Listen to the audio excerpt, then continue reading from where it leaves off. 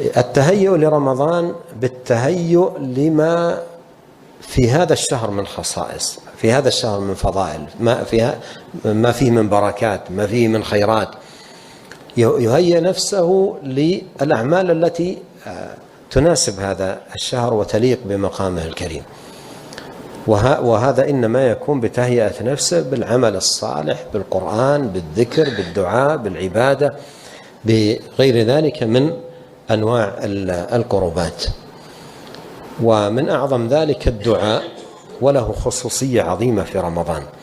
قد استمعنا للآيات التي في سورة البقرة في شهر رمضان. إذا قرأت هذه الآيات تجد أن آيات الصيام في أثنائها ذكر وإذا سألك عبادي عني فإني قريب، قبلها عن رمضان والصيام، وبعدها أيضا